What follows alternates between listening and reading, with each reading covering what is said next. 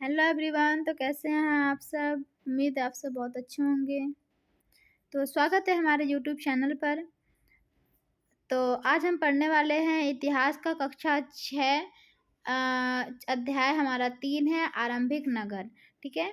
तो हम फर्स्ट और सेकंड पार्ट जो है हमारा कंप्लीट हो चुका है और आज हम पढ़ने वाले हैं थर्ड चैप्टर, मतलब थर्ड पार्ट पढ़ने वाले हैं। ओके फ्रेंड्स, तो हमारा जो है यहाँ तक क्लियर हो चुका था और आज हम पढ़ने वाले हैं ये कच्चे माल की खोज में। तो कच्चे माल की खोज कैसे हुआ, किसने किया, कच्चे माल किसको कहते हैं, वो सब के बारे में जानकारी जो है हमें यहाँ से मिलेगी। ओके, तो चैप्टर को अच्छे से ध्यान से देखिए, पूरा देखिए तभी समझ में आएगा। और वीडियो अच्छी लगी तो वीडियो को लाइक करें। ओके फ्रेंड्स,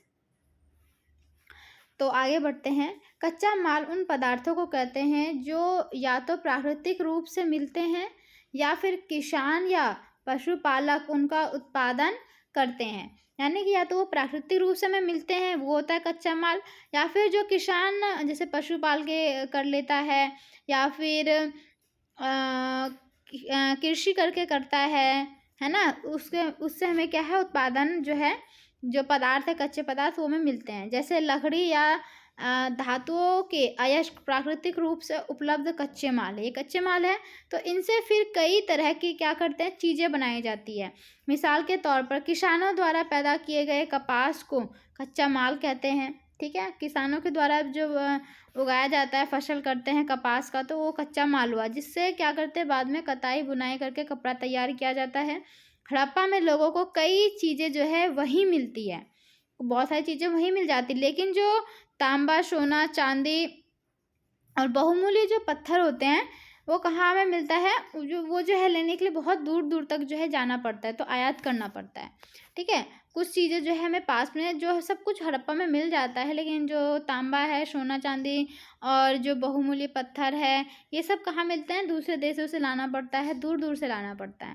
तो आपको समझ में आया कच्चा माल किसको कहते हैं। कच्चा पदार्थ उसको कहते हैं जो प्राकृतिक रूप से मिलते हैं या फिर किसान या पशुपालक उनका जो है उत्पादन करते हैं। ठीक है, या फिर किसान और जो पशुपालक है उनका, जैसे कि पशुपालक जैसे भेड़ पालेगा, तो भेड़ पालेगा, भेड़ का जो बाल होते हैं उससे भी हमारी रुई बनती है ना, तो उससे हमारा जो कच्चा माल मिल जाएगा। किसान है कपास का खेती करेगा, तो कपास का खेती से हमें क्या मिला, जो है हमें रुई मिल जाएगा, धागा मिल जाएगा, जिससे वस्त्र बनेगा।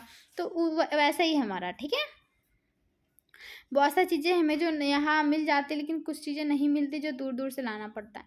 उसके बाद है हड़प्पा के लोग तांबे का आयात संभवतः हड़प्पा के लोग तांबे का आयात संभवतः क्या करते हैं, आज के राजस्थान से करते हैं।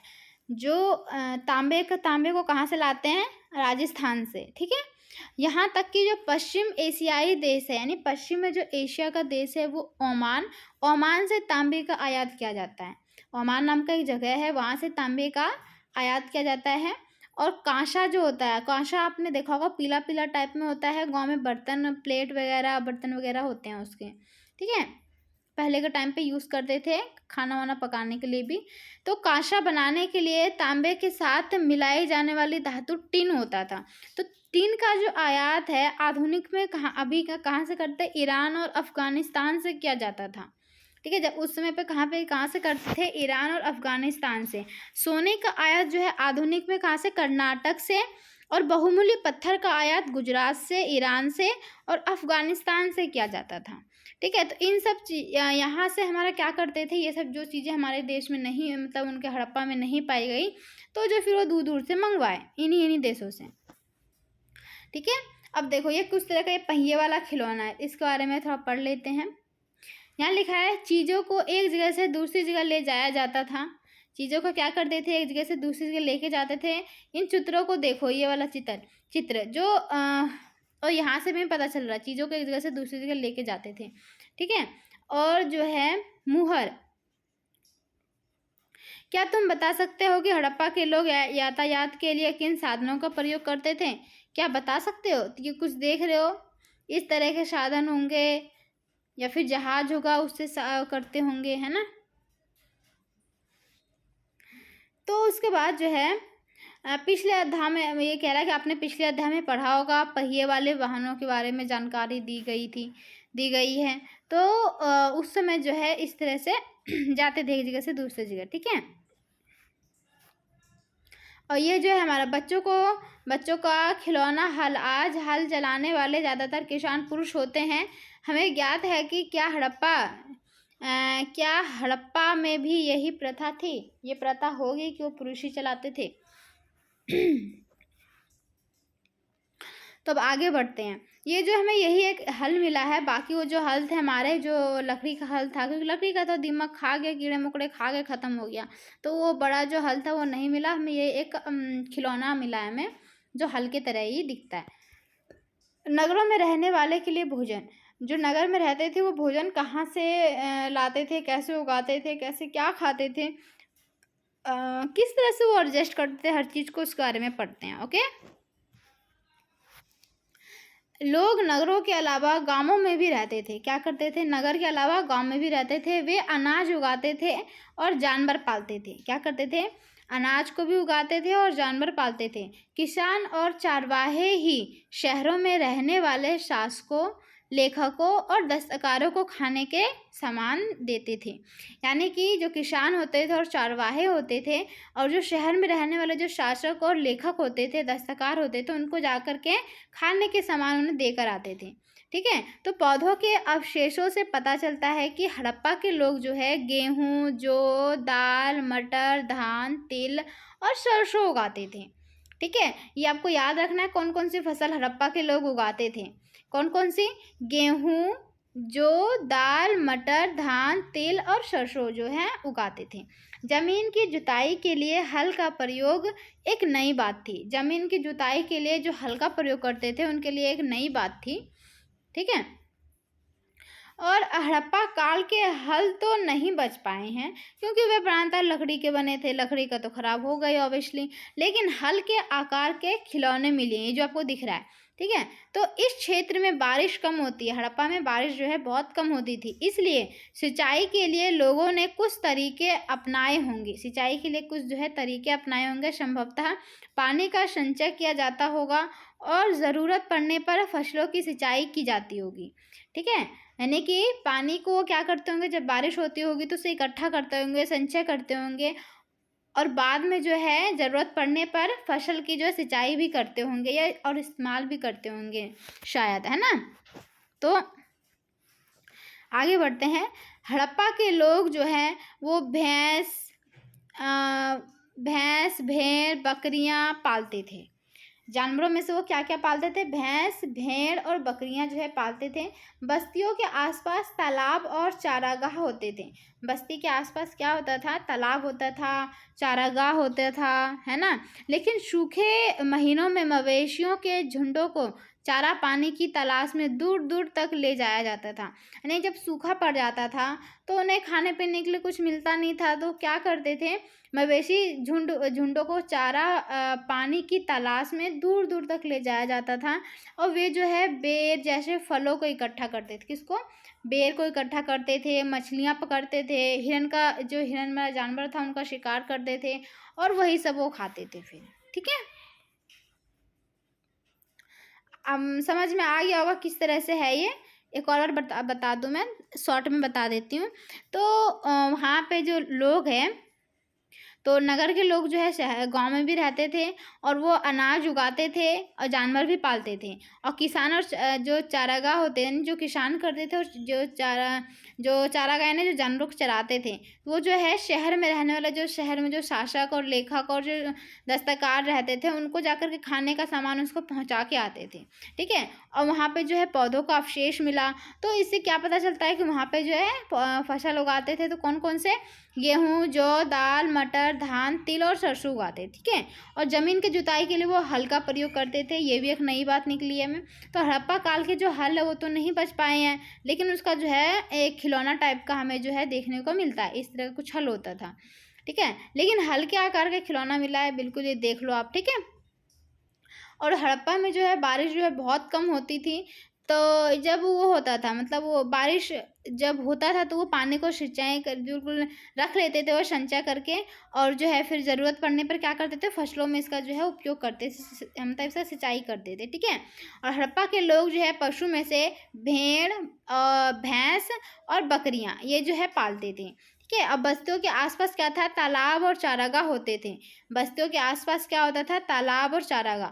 लेकिन सूखे महीने में जब सूखा पड़ जाता था, धूप गर्मी होती थी, तो वहाँ पे मवेशी जो होते थे, मवेशियों को झुंड को चारा पाने की तलाश में क्या कर दूर दूर तक ले जाया जाता था, बहुत दूर दूर तक लेके जाते थे।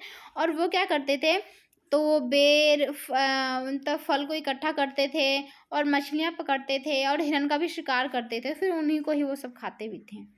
ठीक है। तो आगे बढ़ते हैं। आगे आता है हमारा गुजरात में हड़प्पा कालीन नगर का सूक्ष्म निरीक्षण। छोटा सा जो है एक निरीक्षण क्या है, जो हड़प्पा में, जो गुजरात में जो हड़प्पा है, चलो इसके बारे में भी पढ़ लेते हैं। आज जो है चैप्टर को हमें कंप्लीट करना है, इसलिए ठीक है, थोड़ा सा लेंदी होगा तो आप कोई नहीं, आप ध्यान से समझें, क्योंकि चीज़ों को समझने में जो मज़ा है वो रट्टा करने में नहीं है। ठीक है। अगर मैं चाहूँ तो मैं धड़ धड़ मैं भी पढ़ के निकल जाऊँ, लेकिन मैं पढ़ के आपको समझाते हुए चल रही हूँ, इसलिए जो है इसका ध्यान से सुने।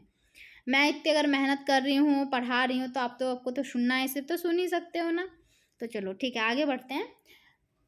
कच्छ के इलाके में खदीर बेत के किनारे धौलावीरा नगर बसा था। क्या, धौलावीरा आपको मैंने मैप में दिखा था, धौलावीरा कहाँ था, इस साइड को था ना, हम अभी देख लेंगे। चलो एक बार देख ही लेते हैं पहले, ठीक है, जिससे कि आपको क्लियर हो जाए। चीज़ों को क्लियर करना बहुत ज़रूरी है, जो मेरे स्टूडेंट हो आप सब, तो चीज़ों को क्लियर करना बहुत ज़रूरी है। ठीक है। अब जो हम देखते हैं धौलावीरा, अभी के टाइम पे ये गुजरात में है। ठीक है, गुजरात राजस्थान में है। ठीक है। चलो धौलावीरा हमने देख लिया, धौलावीरा हमारा ये रहा। ठीक है, यहाँ पे हमारा धौलावीरा, धौलावीरा में क्या हुआ था, कैसे हुआ था, क्यों हुआ था, ये जो है हमें अब पढ़ने से ही पता चलेगा। राइट, चलिए तो हम इसको पढ़ लेते हैं। अब कच्छ के इलाके में खदीर बैत के किनारे धौलावीरा नगर बसा था एक। तो वहाँ साफ पानी मिलता था। क्या मिलता था, साफ पानी मिलता था, और ज़मीन जो है उपजाऊ थी, यानी कि वहाँ का ज़मीन जो है बहुत उपजाऊ था, वहाँ पे साफ पानी भी मिलता था। तो जहाँ हड़प्पा सभ्यता के कई नगर दो भागों में विभक्त थे। दो भागों के कौन कौन सा, एक दीर्घ, एक निचला भाग, निचला नगर जिसे बोलते थे, आपको ने स्टार्टिंग में बताया। ठीक है। तो धौलावीरा, तो वहीं धौलावीरा नगर को 3 भागों में बांटा गया था। 3 भागों में धौलावीरा को बांटा गया था। इसके हर हिस्से में चारों ओर पत्थर की जो ऊंची ऊंची दीवारें बनाई गई थी। इसके हर हिस्से में, यानी धौलावीरा के हर हिस्से में जब विभाजित किया, तो चारों ओर जो है बड़ी बड़ी ऊंची ऊंची दीवारें बना दी। इसके अंदर जाने के लिए बड़े बड़े प्रवेश द्वार बनाए, यानी बहुत बड़ा बड़ा सा एक गेट बनाया, द्वार बनाया अंदर जाने के लिए है।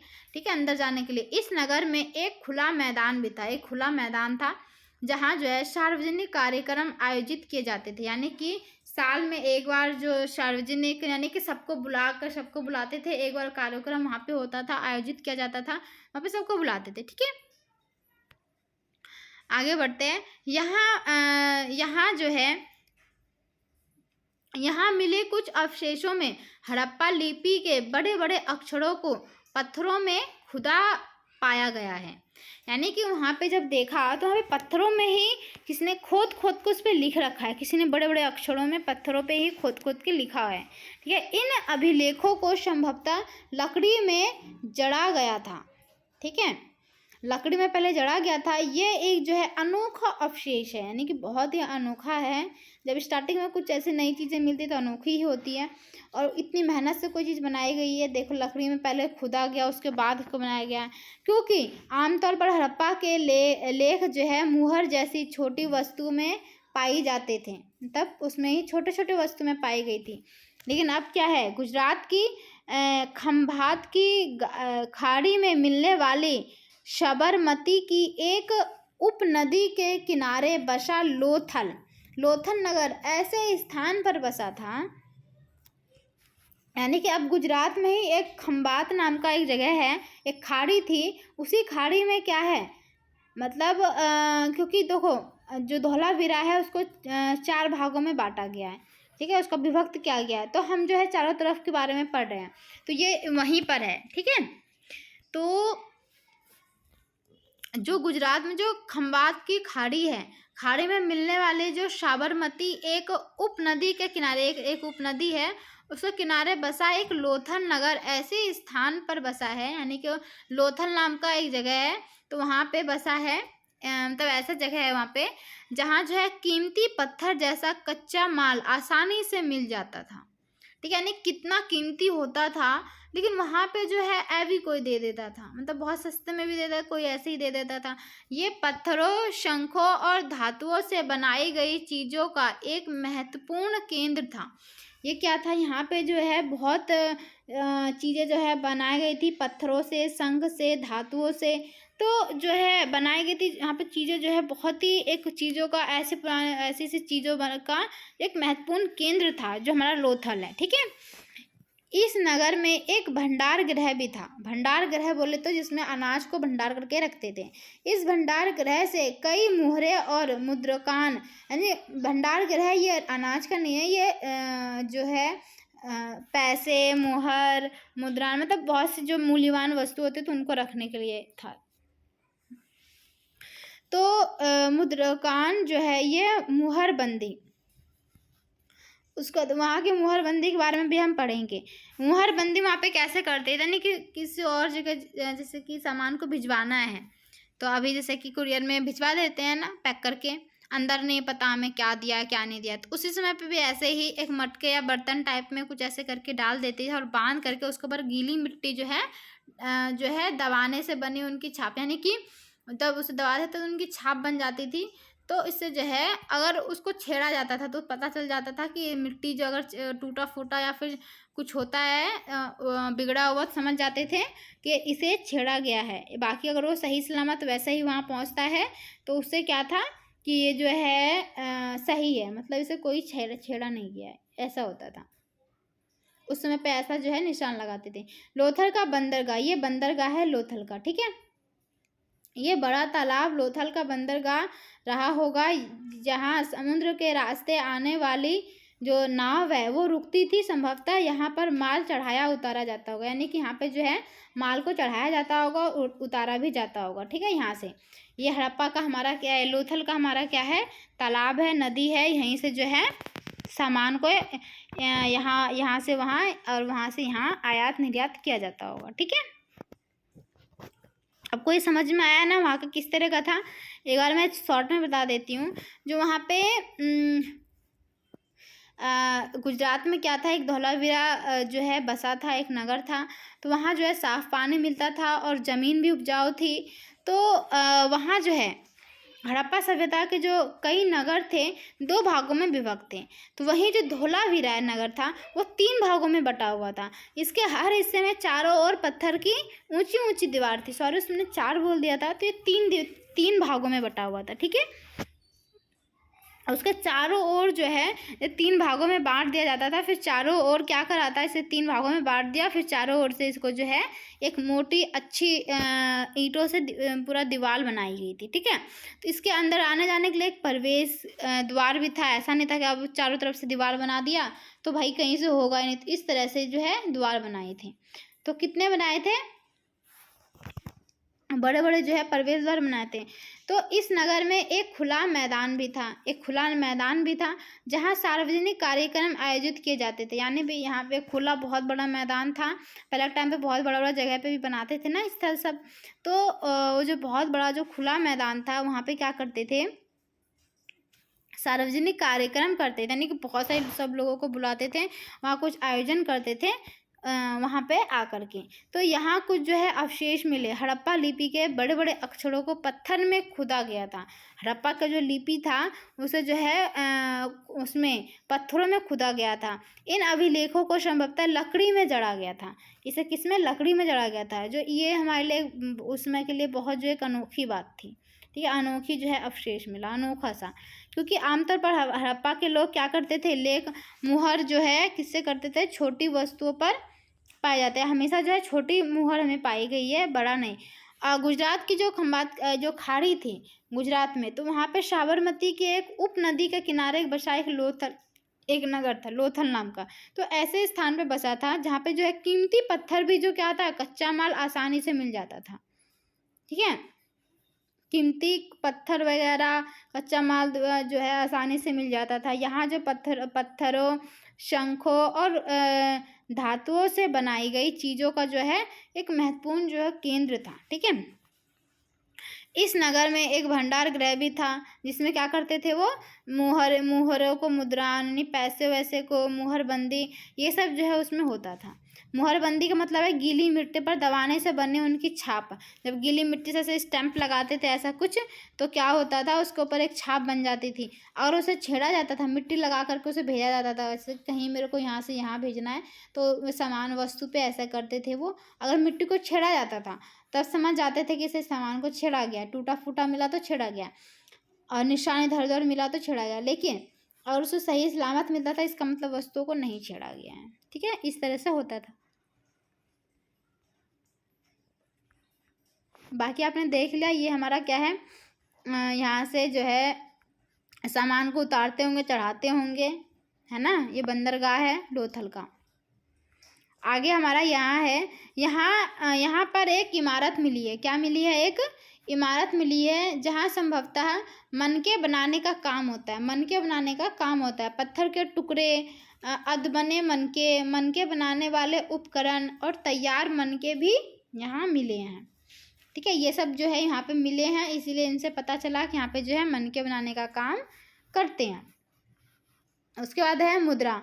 मुद्रा यहाँ पे देखो किस तरह से होता था, और ये हमारा मुहर है।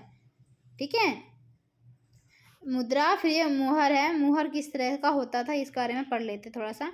मुहरा का प्रयोग सामान से भरे उन डिब्बों का थैलों को चिन्हित करने के लिए किया जाता होगा, जिन्हें एक जगह से दूसरी जगह भेजा जाता था।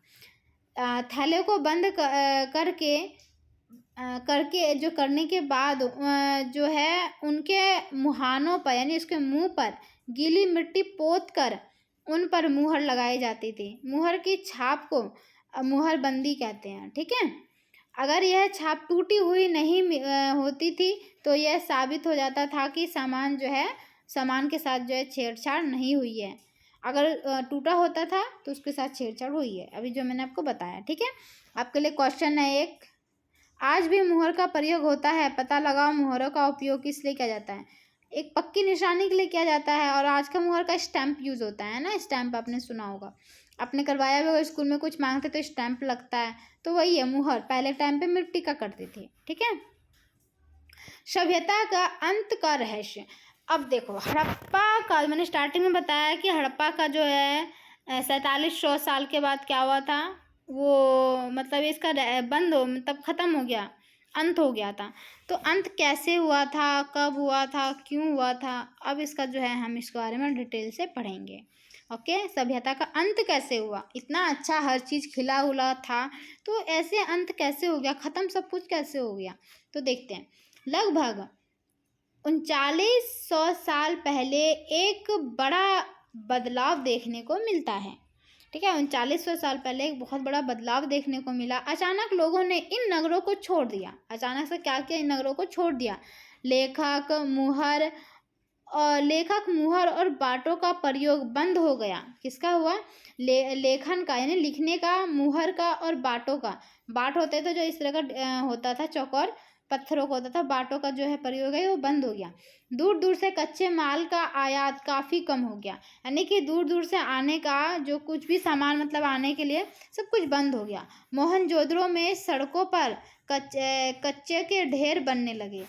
कचड़े के ढेर मतलब कि इतना साफ रहता था हर चीज़, लेकिन क्या हो गया, फिर कचरे के ढेर बनने लगे। रोडों को ऐसे तैसे रख दिया। जल निकासी प्रणाली नष्ट हो गई, नहीं जो नालियाँ थी वो सब खराब हो गई, और सड़कों पर ही झुग्गी नुमा घर बनाए जाने लगे। यानी सड़कों पे ही सब लोगों ने क्या किया, झुग्गी जैसा घर बनाना शुरू कर दिया। समझ रहे हो ना। तो ये सब क्यों हुआ कुछ पता नहीं है। ठीक है, ये सब क्यों हुआ कुछ पता नहीं है। कुछ विद्वानों का कहना है कि नदियाँ सूख गई थी, क्योंकि वो जो है सूखा पड़ता था तो वो इधर से उधर जाते थे, तो उनको क्या लगा कि नदियाँ सूख गई होंगी। या फिर अन्य का कहना है कि जंगलों का जो विनाश हो गया था, इसका कारण ये हो सकता है कि ईंटें पकाने के लिए ईंधन की ज़रूरत पड़ती होगी। इसके अलावा मवेशियों के बड़े बड़े जो झुंडों से चारागाह और घास वाले मैदान समाप्त हो गए होंगे। ठीक है, यानी जानवरों के घास खाने के लिए नहीं होगा। मतलब सबने अपने अलग अलग तर्क दिए, इस तरह से नहीं, इस तरह से, इस तरह से नहीं, इस तरह से। ये रीज़न जो है हुआ होगा, जिस तरह से वो जीवन जीते थे उनका विपरीत उन सब ने रीज़न दिया। कुछ इलाकों में बाढ़ आ गई। ठीक है, कुछ ने कहा कि उस इलाकों में क्या हुआ, बाढ़ आ गई होगी। लेकिन इन कारणों से यह स्पष्ट नहीं हो पाता है कि सभी नगरों का अंत कैसे हो गया। इतने सारे नगर थे, लोथल थे, मोहनजोदड़ो था, हर था, कितना कुछ था, हड़प्पा था, तो धोलावीरा था, सबका कैसे हो गया। क्योंकि बाढ़ और नदियों से सूखने का अक्सर कुछ ही इलाकों में हुआ होगा। क्योंकि जब बाढ़ आया होगा या फिर सूखा पड़ा होगा, ऐसा तो नहीं कि हर सब जगह एक ही बार हुआ होगा, अलग अलग टाइम पे अलग अलग जगह पे हुआ होगा। ऐसा लगता है कि शासकों का नियंत्रण समाप्त हो गया होगा। ठीक है, यानी कि जो वहाँ पे शासक होगा उसका नियंत्रण समाप्त हो गया होगा, ऐसे उसे कुछ हो गया हो या फिर कुछ हो गया हो, ऐसा भी हो सकता है। जो भी हुआ, जो भी हो, परिवर्तन का असर जो है बिल्कुल साफ दिखाई देता है। यानी कि अब परिवर्तन जो हुआ बिल्कुल साफ दिखाई देता है। आधुनिक में जो पाकिस्तान है, पाकिस्तान के सिंध और पंजाब की बस्तियां उजड़ गई थी। ठीक है, पाकिस्तान का सिंध और पंजाब की जो बस्तियां थी वो उजड़ गई। कई लोग जो है पूर्व और दक्षिण से, पूरब से और दक्षिण के इलाकों में नई और छोटी बस्तियों में जाकर बस गए, यानी वो वहाँ पे छोड़ ही दिया सबने। इसके लगभग 1400 साल बाद नए नगरों का विकास हुआ।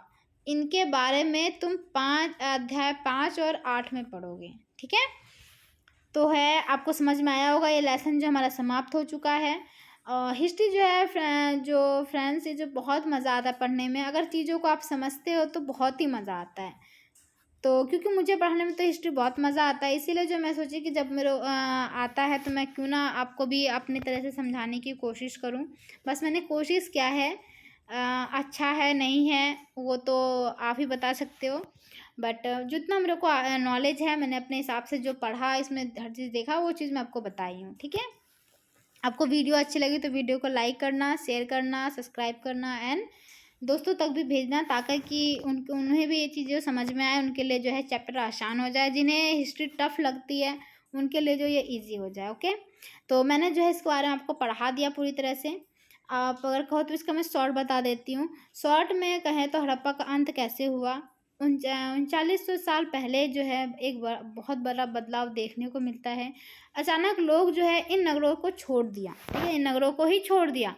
जो लेखन था, मुहर और बाटो, ये सब का जो है सब कुछ बंद हो गया था। जैसे पहले हर चीज़ का उपयोग हो रहा था, सब कुछ बंद हो गया। दूर दूर से कच्चा माल आना बंद हो गया था। ठीक है, यानी कच्चा माल भी नहीं आता था, तो कैसे होगा, कुछ भी नहीं होगा, विकास ही नहीं होगा, है ना। मोहनजोदड़ो में जो है सड़क जो थी, सब सड़कों पे जो कचड़े जमने लगे, जो कितना अच्छा सड़क था उस समय जब लोग रहते थे, बगल में नालियाँ थी कितने अच्छे से। तो जल निकासी देखो, नालियाँ भी जो है ख़राब हो गई थी, जल निकासी प्रणाली भी नष्ट हो गई, और सड़कों पे क्या करने लगे लोग, जो है झुग्गी झोपड़ी ऐसा डाल के रहना शुरू कर दिए।